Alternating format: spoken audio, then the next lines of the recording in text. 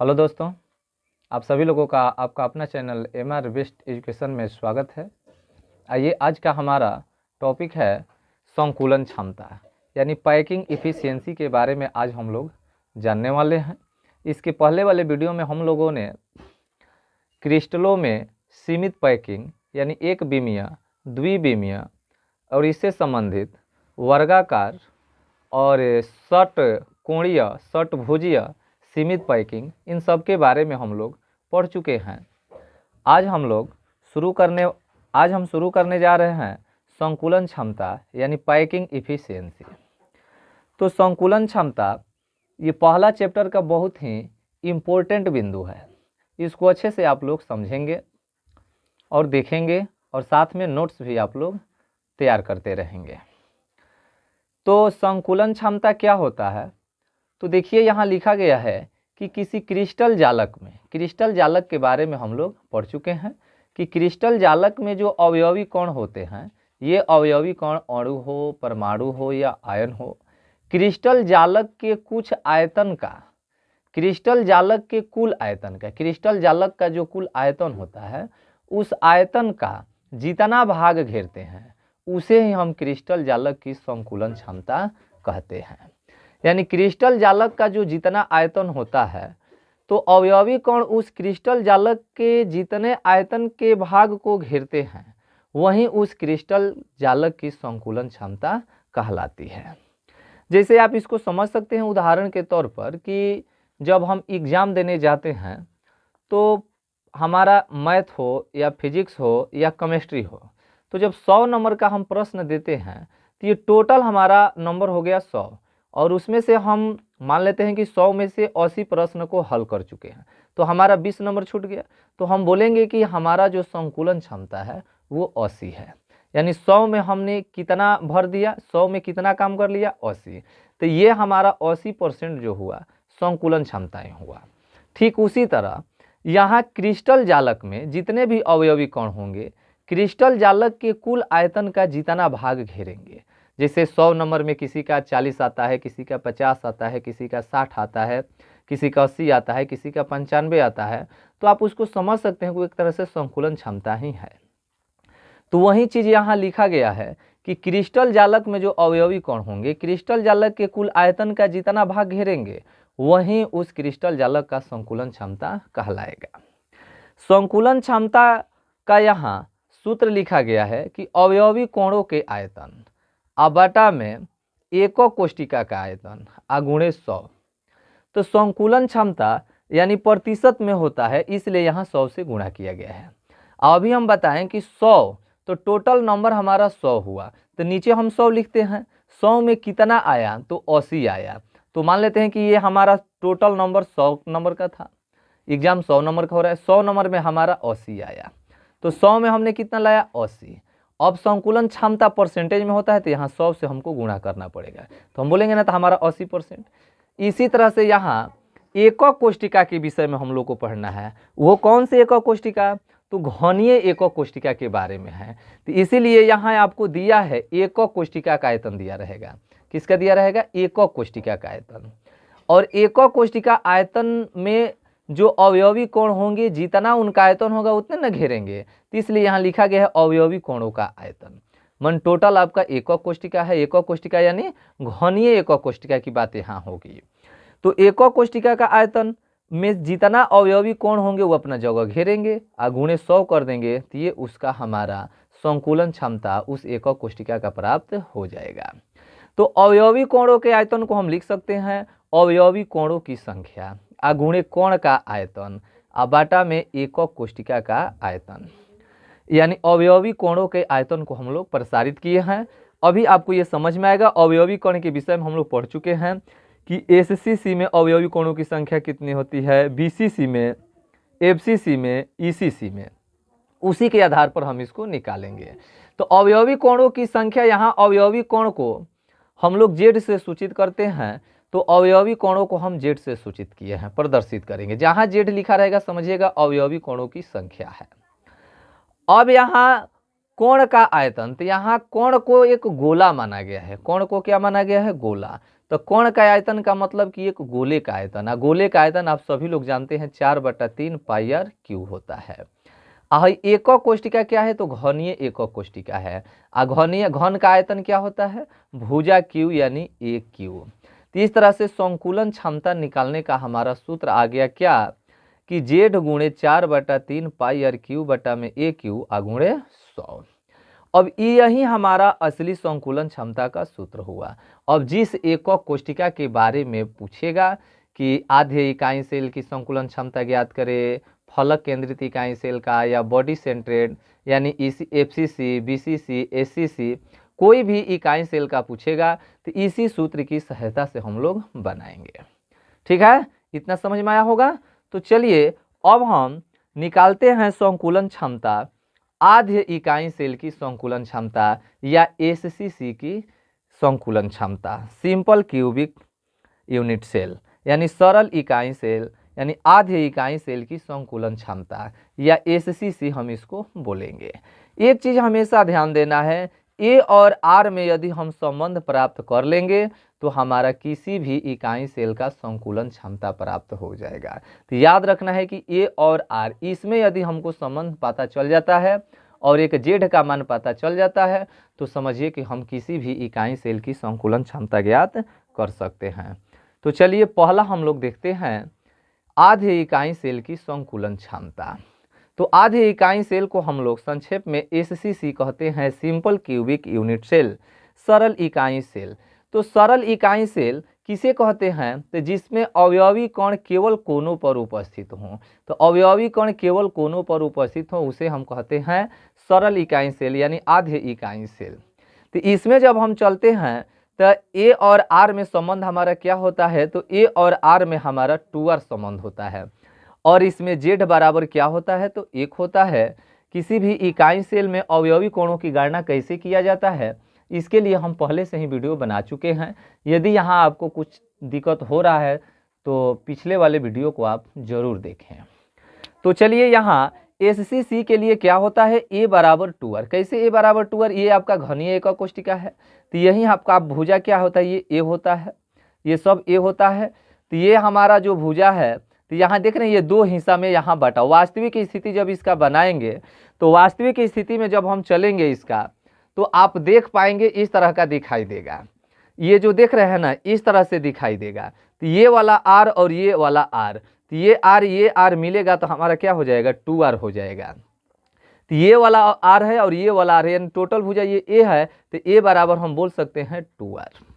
ये यहाँ पर दिया गया है कि एसीसी में ए और आर में संबंध क्या होता है, तो ए बराबर 2r होता है।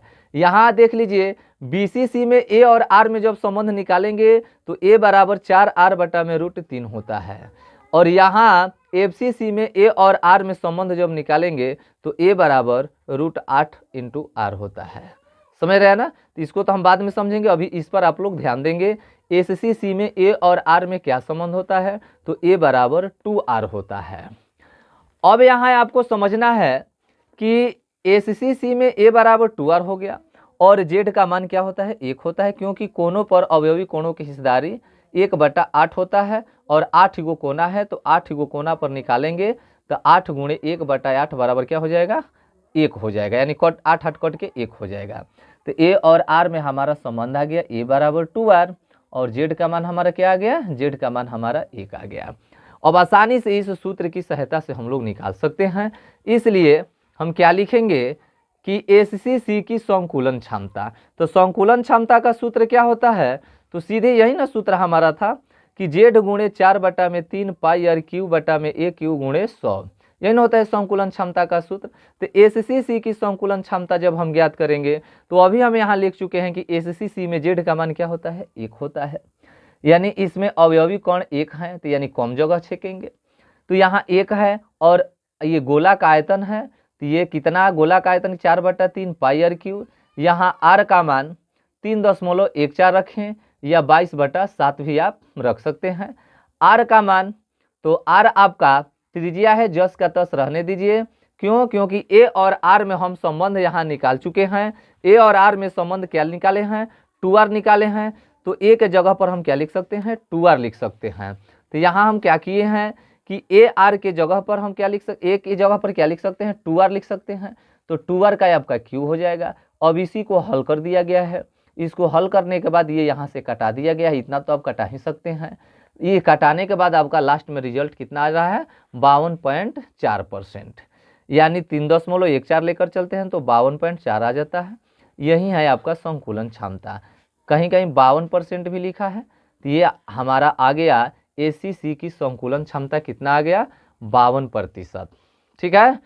अब हम लोग इसका यानी इसमें 52.4 यानी लगभग 52% इसका संकुलन क्षमता यानी इसमें भरा हुआ है।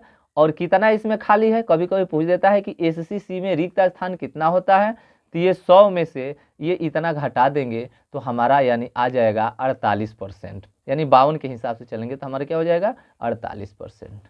ठीक है। तो चलिए ये हमारा हुआ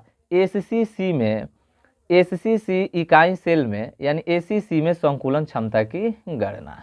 अब हम लोग चलते हैं FCC केंद्रित इकाई सेल में। तो FCC में जब हम चलते हैं तो FCC के बारे में आप जानते हैं कि ये वो होते हैं जिनमें अवयवी कण कोना पर तो रहबे करते हैं। जैसे ये आपका ऐसा इकाई सेल जिसमें अवयवी कण कोने पर तो रहेंगे, लेकिन कोने के अतिरिक्त प्रत्येक फलक के केंद्र में भी रहते हैं, प्रत्येक फलक के केंद्र में, यानी यहाँ पर भी यानी कोना पर तो रहबे करेंगे, इसके साथ साथ कहाँ रहते हैं, ये वाला नहीं है, प्रत्येक फलक के केंद्र में 1 2 3 4 ये 5 और 1 6, तो यानी ये वाला नहीं है। ठीक है ना। तो ये ध्यान देंगे कि यानी फलक केंद्रित इकाई सेल जिसमें अवयवी कण कोने पर भी रहते हैं और कोने के अलावा प्रत्येक फलक के केंद्र में भी रहते हैं। तो ये आपका हुआ लगभग परिभाषा FCC क्या होता है। लेकिन यहाँ हमको निकालना क्या है, FCC की संकुलन क्षमता। तो इसका जब संकुलन क्षमता ज्ञात करेंगे तो पहले हम बता चुके हैं कि एक Z का मान आपको ध्यान में रखना है और एक A और R के बीच संबंध। तो यहाँ FCC के लिए जब हम चलेंगे तो FCC के लिए प्रभावी कोणों की संख्या यानी Z का मान जो होता है 4 होता है। ठीक है। और A और R में जब हम संबंध निकालेंगे तो ये एक भाग को यहाँ दिखलाया गया है, इसकी सहायता से इसका संरचना इस तरह से आपको दिखाई देगा। फलक केंद्रित इकाई सेल की यदि हम बात करें तो इसमें देखिए R R R R यानी 1 2 3 4, यहाँ 4 गो R निकलेगा, यानी 4 गो R यहाँ निकल रहा है। तो इसकी सहायता से हम लोग A और R के बीच जब हम संबंध निकालेंगे तो A बराबर हमारा आएगा 2√2R। ये कैसे निकलेगा, देखिए यहाँ आपको 1 मिनट समझना होगा। क्या यहाँ समझना है, देखिए ये इस तरह से यहाँ तो निकाल दिया गया, A और R में संबंध क्या आ गया, A बराबर 2√2R। ये कैसे आया है, तो इस फिगर को थोड़ा आप ध्यान से देखेंगे, इस फिगर पर आप लोग ध्यान देंगे तो देखिए यहाँ आपको AB का मान निकालना है। ये आप AB देख रहे हैं ना, तो ये आपका AB है। इस AB में ये अवयवी कोण को दर्शाया गया है किसी एक परत को लेकर। तो यहाँ R R R R यानी 4 गो R यहाँ पर है। Z का मान तो जानबे करते हैं कि फलक पर प्रत्येक फलक पर कोणों की हिस्सेदारी क्या होता है, 1/2 और 3 गो फलक होता है तो 3 हो गया। प्रत्येक कोने पर अवयवी कोणों की हिस्सेदारी 1/8 × 8 यानी 1 आ 3 4, तो इसमें तो अवयवी कोणों की संख्या 4 तो हो गया। अब यहाँ आपको AB का मान निकालना है। तो AB का मान निकालने के लिए आप क्या करेंगे, AB का मान निकालने के लिए आप क्या करेंगे कि AC² प्लस BC² करेंगे। ये आपका एक घनीय एकक कोष्ठिका है, तो ये आपका हो जाएगा AB का स्क्वायर प्लस BC का स्क्वायर। तो ये आपका हो गया A और ये भी आपका है A, तो A का स्क्वायर और A का स्क्वायर। तो AB बराबर आ गया आपका AC² प्लस BC²। तो यहाँ BC² प्लस AC² तो लिखा गया A² प्लस A², तो जोड़ देंगे तो 2A², यानी AB का मान निकालेंगे यहाँ से, तो स्क्वायर से ये रूट खत्म हो जाएगा ना। तो यहाँ क्या आ जाएगा आपका 2A²। तो 2A² बराबर क्या आ जाएगा A√2। 2 का तो वर्गमूल नहीं निकलेगा, लेकिन A² का तो वर्गमूल निकलेगा ना, तो A² का वर्गमूल आपका A आ जाएगा और ये आपका क्या देख रहे हैं, रूट 2 जस का तस। तो ए बी का मान आ गया ए रूट 2, और ए बी को हम लिख सकते हैं 4r के बराबर। ए बी को हम क्या लिख सकते हैं, 4r के बराबर लिख सकते हैं। देख रहे हैं ना, यहाँ ए बी को कितने त्रिज्या में बांटा गया है, 1 2 3 और 4। ये बाहर वाले हिस्से को छोड़ देना है, क्योंकि संकुलन क्षमता अभी हम बताएं कि जितना उपयोग होगा तो अंदर जो उपयोग होगा उसी को लेना है। तो ये बाहर वाला 1r और इधर बाहर वाला 1r को हम नहीं लेंगे, यानी ये वाला हिस्सा और ये हिस्सा को हम लोग छोड़ देंगे। तो अंदर वाला 4 गो r है, यानी ए बी को हम 4r के बराबर लिख सकते हैं। तो यहीं लिखा गया है ए बी बराबर यहाँ 4r। ए बी का मान आया है ए रूट 2। तो ए रूट 2 बराबर 4r, तो r का मान निकाल लेंगे हम लोग। तो r का मान निकालेंगे तो क्या देख रहे हैं कि 4r बटा में रूट 2 आ जाएगा। तो a और r इसको जोड़ घटाव करके यानी गुणा भागा यानी कटाया गया है। यहाँ क्या कटाया गया है, 4 को लिख दिया गया है 2 गुणे 2, r जस का तस, नीचे रूट 2 से 2 कट गया है रूट 2 बार में, क्योंकि हम जानते हैं 2 गो रूट 2 के बदला में हम 1 गो 2 लिखते हैं। तो ये आपका बच गया 2 रूट 2r, यानी a बराबर आ गया 2 रूट 2r। तो a और r में संबंध पता हो ये गया, और z का मान आपको 4 पता हो ये गया। तो आप आसानी से संकुलन क्षमता निकाल सकते हैं। ये रहा आपका संकुलन क्षमता का सूत्र, और z का मान यहाँ 4 है, ये गोला का आयतन है ये है, और ये 100 है ये है, पाई 3.14 हम रखे हैं, आर क्यू यानी ये आपका हो गया आर क्यू जस का तस रख देंगे, और नीचे a का मान हमारा आया है 2 रूट 2r। तो इसका हम पावर 3 कर देंगे, गुणे 100। इसको जब हम प्रसारित करेंगे कटाएंगे तो हमारे कटाने के फलस्वरूप कितना आएगा, इसका हमारा आंसर आएगा 74.7, यानी 74%। ध्यान में रखना है 74%। 22/7 के आधार पर देखेंगे तो आपका 74% आएगा, यानी 74.7। एफसीसी की संकुलन क्षमता कितना होता है, 74.7 होता है। ठीक है ना। तो एफसीसी में जब हम चलेंगे, एफसीसी का हमारा हो गया, एससीसी में आया था 52%, और एफसीसी में कितना आया 74%। या एक्यूरेटली में चलते हैं तो 74.7। अब इसी तरह से हम निकालेंगे अंतः केंद्रित इकाई सेल की संकुलन क्षमता। तो अंतः केंद्रित इकाई सेल की संकुलन क्षमता यानी बीसीसी की संकुलन क्षमता। तो बीसीसी की संकुलन क्षमता बॉडी सेंट्रेड यूनिट सेल किसे कहते हैं, तो जिनके अवयवी कोण कोने पर तो रहबे करेंगे, लेकिन उसके अलावा अंतः केंद्र में भी उपस्थित रहते हैं, और इनमें अवयवी कोणों की संख्या 2 होता है, यानी इसमें अवयवी कोणों की संख्या 2 है। तो यानी एफसीसी से इसका संकुलन क्षमता भी कुछ कम होगा। क्यों, क्योंकि अवयवी कोणों की संख्या 4 है, तो यानी वो ज़्यादा जगह छेकेंगे। एससीसी में अवयवी कोणों की संख्या 1 था तो कम जगह छेक रहे थे।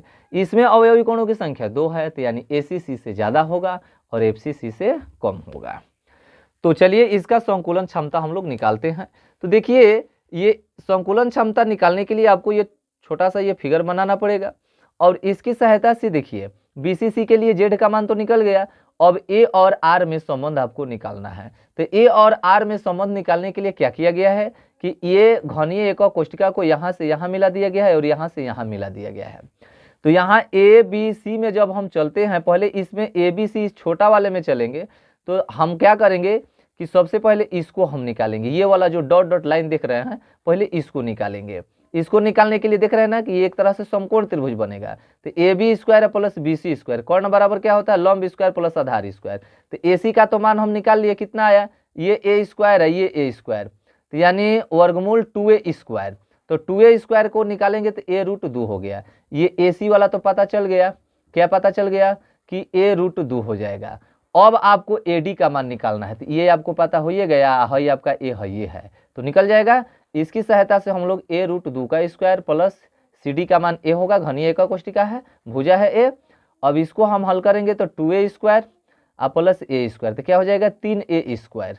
तो a स्क्वायर का वर्गमूल तो a हो जाएगा, लेकिन 3 का नहीं होगा। तो AD बराबर हम क्या लिख सकते हैं, AD बराबर हम लिख सकते हैं यहाँ 3a स्क्वायर, यानी a रूट 3 लिख सकते हैं ना, a रूट 3। AD को क्या हम लिख सकते हैं, AD को हम कितना लिख सकते हैं, AD को लिख सकते हैं 4r। AD को हम क्या लिख सकते हैं, 4r। समझ में आ रहा है ना, AD बराबर 4r कैसे हुआ। इस फिगर पर ध्यान देंगे, देखिए 1 2 3 और 1 4, एक बार यहाँ पर है, एक बार यहाँ पर, एक बार यहाँ पर, एक बार यहाँ पर, तो 4r। तो यानी AD को हम लिख सकते हैं क्या, 4r। तो 4r बराबर आया हमारा a√3 आया ना। तो 4r बराबर हमारा क्या आ गया, a√3। एक से हम a का मान निकाल लेंगे, a का मान निकाल लेंगे तो हमारा क्या आ जाएगा, 4r बटा में √3। तो a और r में संबंध हो ये गया, और z का मान इसमें 2 आया था। अब आसानी से कर संकुलन क्षमता निकाल सकते हैं। ये रहा आपका संकुलन क्षमता का सूत्र। z का मान 4 है, z का मान 2 है, और ये आपका गोला अवयवी कोण को गोला माना गया यहाँ, तो गोला का आयतन 4/3 πr3, ये यहाँ पर मान रख दिया गया। इसको कटाने के बाद लास्ट में देखिए ये हमारा आया है इसका 68%, 67.98, यानी 68% ये हमारा हुआ। तो BCC के लिए संकुलन क्षमता कितना हो गया, 68%। क्लियर है। तो इस प्रकार से हमारा जो संकुलन क्षमता है, संकुलन क्षमता वाला जो टॉपिक होता है समाप्त होता है। आप लोगों ने क्या देखा कि ACC का संकुलन क्षमता कितना आया था, तो 52%। प्रश्न यहाँ से 2-3 तरह से पूछता है कि ACC का संकुलन क्षमता ज्ञात करें, तो आपको निकालना होगा कितना, 52%। या ऑब्जेक्टिव में पूछ देता है कि ACC में कितना खाली स्थान होता है, तो देखिए ये संकुलन क्षमता यानी भरा हुआ भाग है, यानी जो अवयवी कण है, अवयवी कणों का जो आयतन होता है, आयतन का हिस्सा इतना ही हिस्सा वो अवयवी कणों इकाई सेल को ढक पाते हैं, बाकी जो हिस्सा रहता है वो खाली रहता है। तो ACC में कितना संकुलन क्षमता कितना हमारा आया था, 52%। तो रिक्त कितना होगा, तो 100 में 52 घटा देंगे, हमारा 48%। यानी ACC में 48% रिक्ति होती है और 52% फुल होता है, यानी भरा हुआ रहता है।